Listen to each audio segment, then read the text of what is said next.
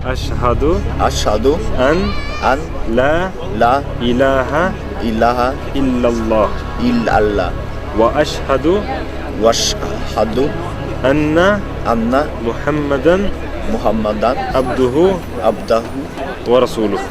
wa rasuluh. Masyaallah. Masyaallah, ye mastur kram. Ye mastur kram.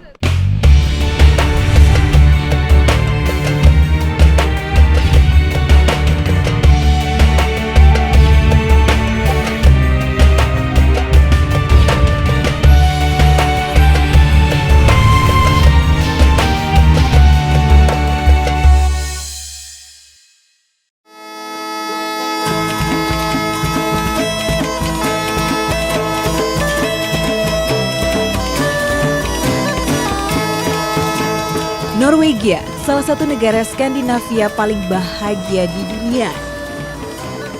Warga negeri Viking ini hidup sejahtera dan makmur di tengah dinamika kehidupan multikultur.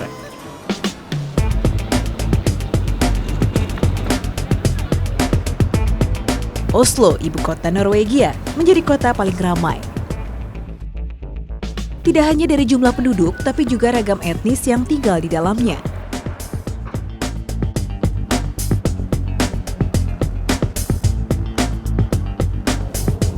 Bermacam etnik, beragam religi hidup berdampingan di Norwegia, dan Islam tercatat menjadi agama yang tumbuh paling subur di negeri ini. Banyak jalan bagaimana tangan Allah bisa menyentuh hati warga Norwegia, bahkan melalui cara yang tidak pernah kita sangka. Di tengah kehidupan yang penuh kebebasan, Islam datang sebagai penerang di jalan mereka.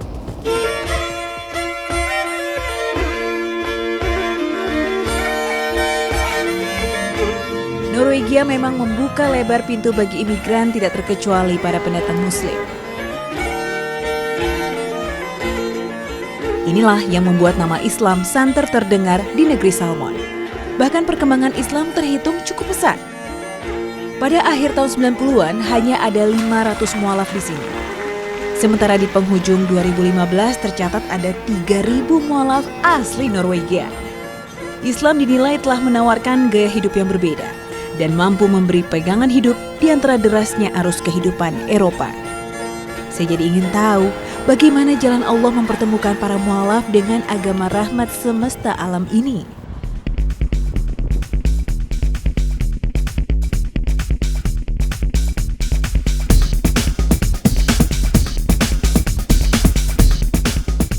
Salah satu kisah yang hendak saya dengar terhampar di kota Hamar, 130 km jauhnya di utara Oslo. Sebuah kota kecil berpenduduk 26.000 orang dengan hanya 2 Muslim asli Norwegia tinggal di sini.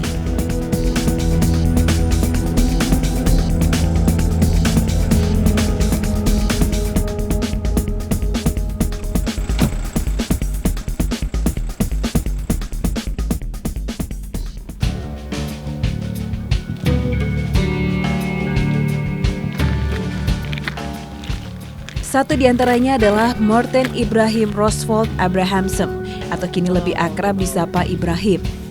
Ia menyimpan cerita tragis sebelum menemukan Islam. How are you? I'm good, alhamdulillah. And you? Alhamdulillah, I'm good also. Nice to meet you. Nice to meet you. Come on. Yes, sure.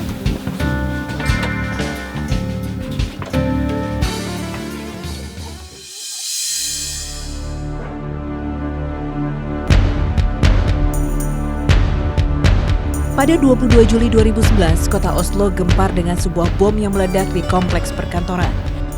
Bom ini hendak menyasar kantor Perdana Menteri Norwegia. Akibat peristiwa ini, 7 orang meninggal dan 30 korban luka parah.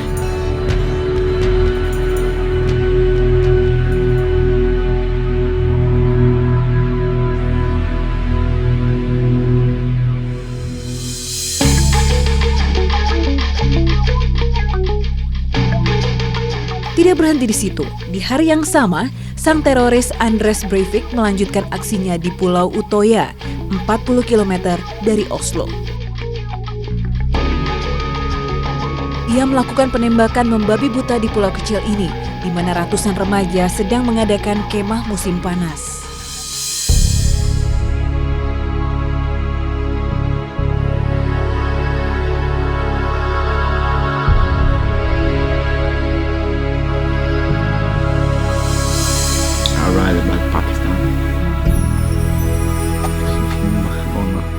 Ibrahim ada di antara mereka.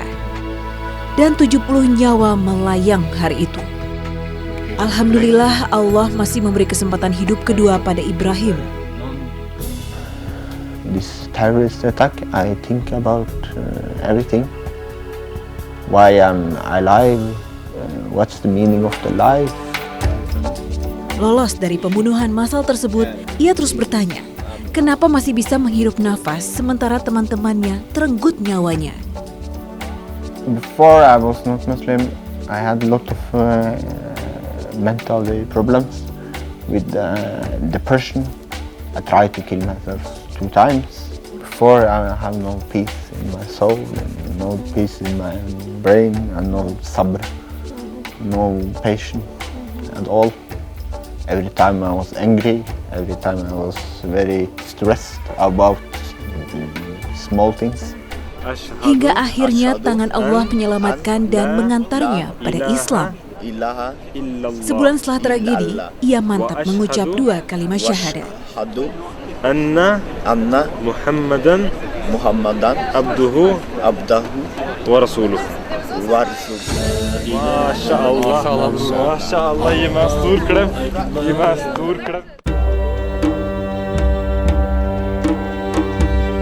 Islam mengubahnya menjadi manusia baru dan merubah cara pandangnya akan kehidupan.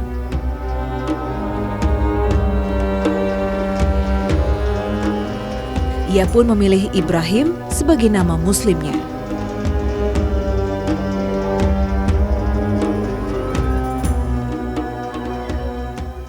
I feel clean, I feel happy, I feel peace, I feel calm. This is the right path. Alhamdulillah. Di masa lalu, Ibrahim tidak beragama dan tidak bahagia. Pemuda 24 tahun ini selalu merasa ada yang hilang dalam hidupnya. Ia juga sering menjadi bahan olokan teman di sekolah, sehingga membuatnya semakin putus asa. Kini, Ibrahim ringan melangkah menjalani hari-harinya. Ia siap menyongsong masa depan penuh berkah di jalan Allah.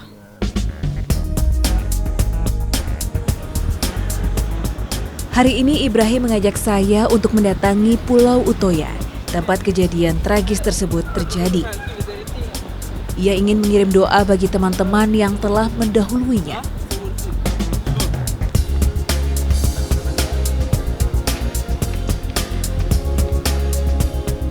Which one we can buy? This one, red one? Tidak lupa kami membeli bunga sebagai pengantar doa.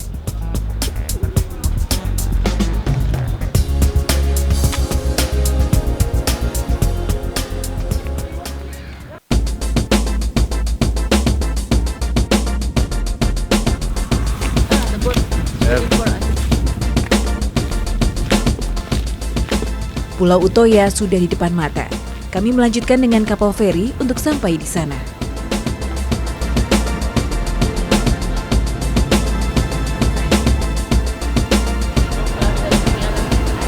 The labor organization.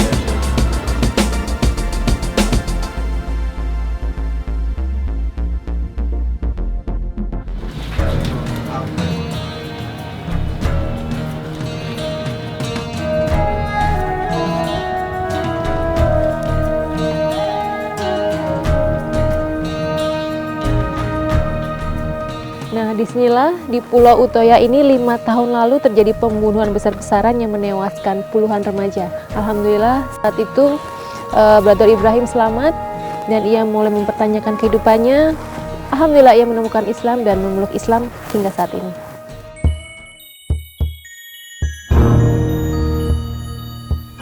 Perasaan Ibrahim tentu saja berkecamuk.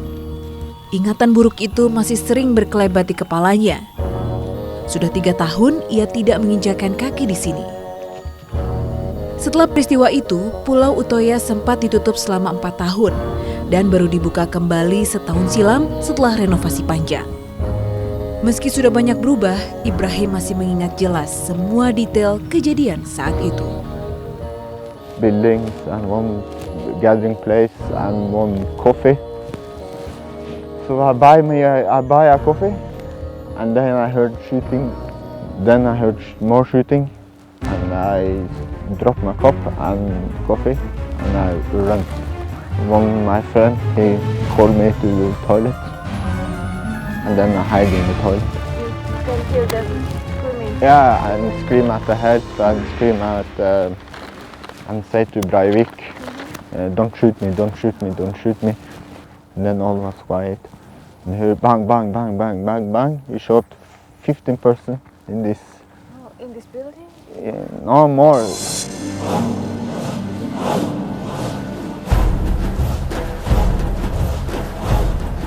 Ketika maut terasa sangat dekat, Ibrahim hanya bisa pasrah.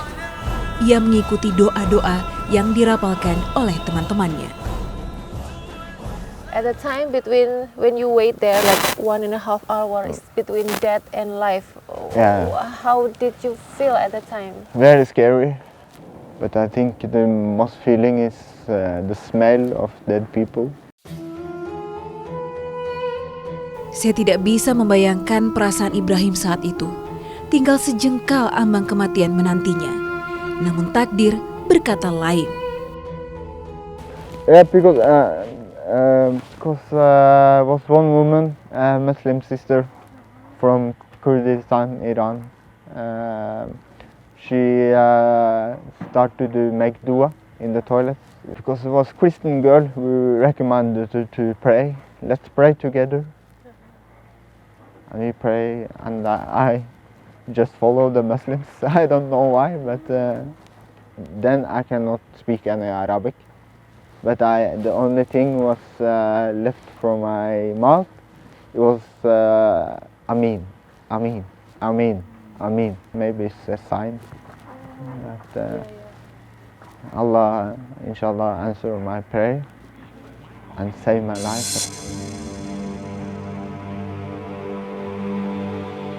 Sang teroris Andres Breivik yang menyamar sebagai polisi kala itu hanya beraksi sendiri. Ia membutahkan peluru kepada remaja yang tergabung dalam Youth Labour Party, sebuah kelompok yang mendukung kehadiran imigran Muslim di Norwegia.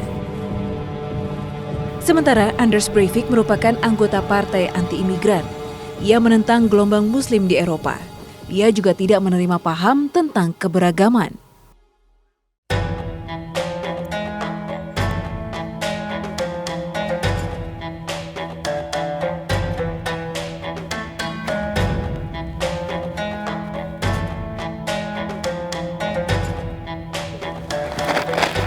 The name of people who are dead.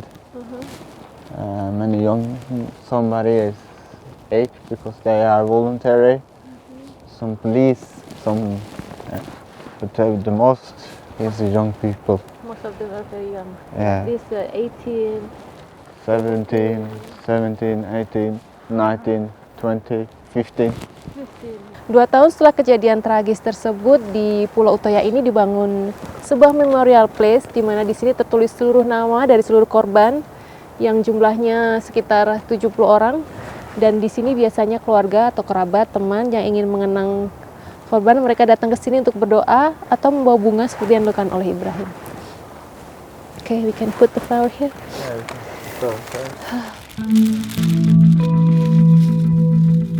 Membaca nama-nama yang tertera dan betapa muda usia mereka, mengingatkan bahwa kematian bisa datang kapan saja tanpa pernah kita duga. Semuanya adalah rahasia ilahi. Semoga Allah Subhanahu wa Ta'ala melapangkan jalan mereka ke alam jannah.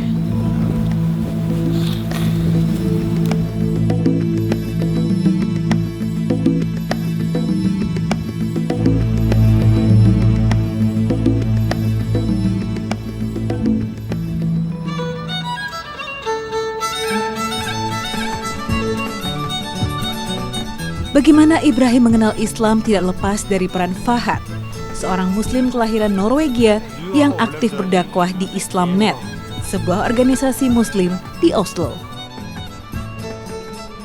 Ketika dilanda putus asa yang begitu hebat, secara tak sengaja Ibrahim melihat para Muslim dari Islamnet sedang berdakwah di jalanan kota Oslo.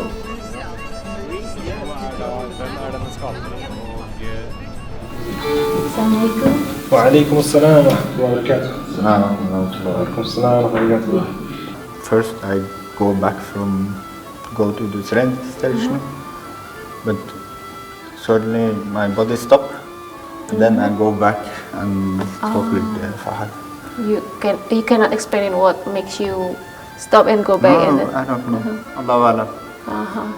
So we continued to speak about Allah, the purpose of life and death, what's going to happen after death.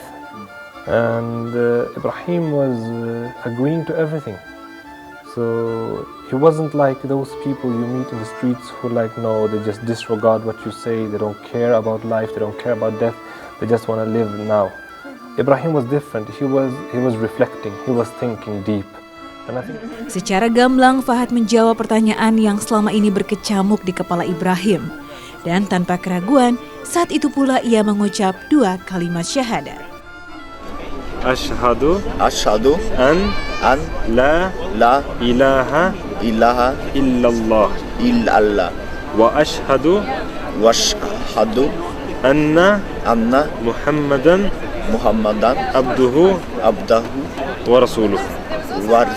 Masya Allah. Masya Allah. Masya Allah. Yemas dur krem.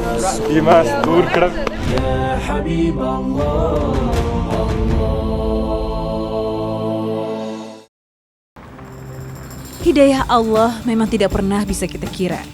Allah mempertemukan Ibrahim dengan Islam melalui cara yang tak disangka-sangka. Kini, Ibrahim tak pernah lelah bersyukur dengan rahmat Allah yang begitu besar. Semoga iman Islam selalu lekat padanya.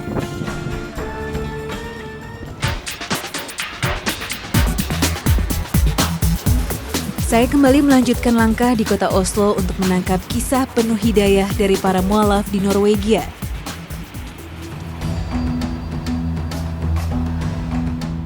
Sonia Kumarvala nama lengkapnya.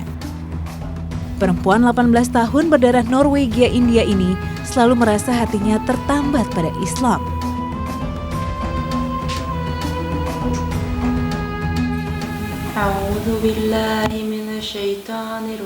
Ia mengenal Islam ketika berusia 14 tahun dan mantap menjadi Muslim sejak saat itu. Melalui Cynthia, sahabatnya yang berdarah Indonesia inilah, secara tidak langsung Sonia mengenal Islam.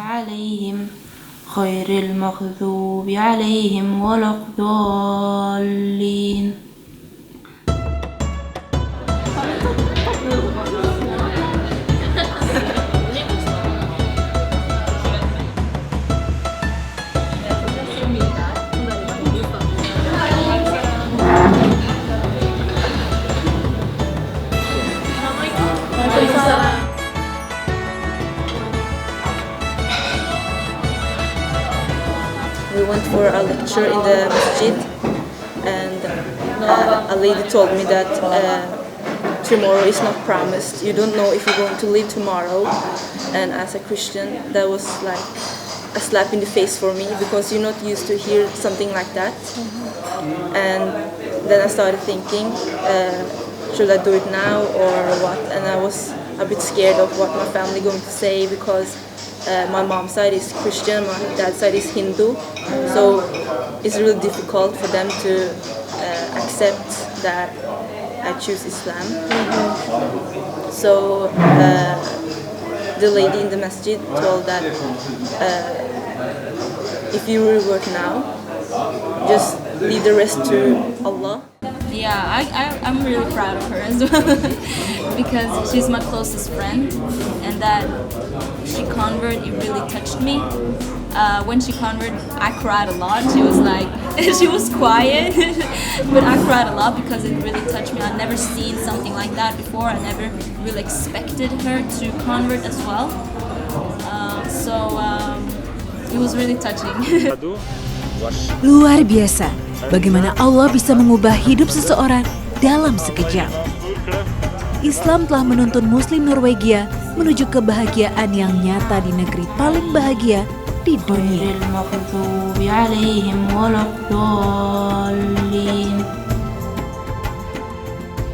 Assalamualaikum warahmatullahi wabarakatuh. My name is Morten Ibrahim. I'm a Norwegian. My name is Sonia Kumarvala. I'm Norwegian and I'm proud to be Muslim. I'm proud to be Muslim.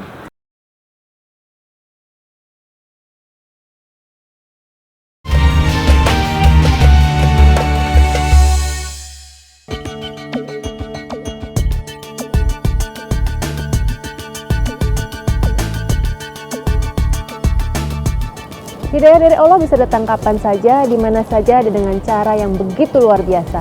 Hal itu pula yang dialami oleh para muslim di Norwegia. Islam merangkul dan menjawab semua kegelisahan atas hidup mereka. Dan kini, kehadiran muslim telah menambah semarak keberagaman di Norwegia.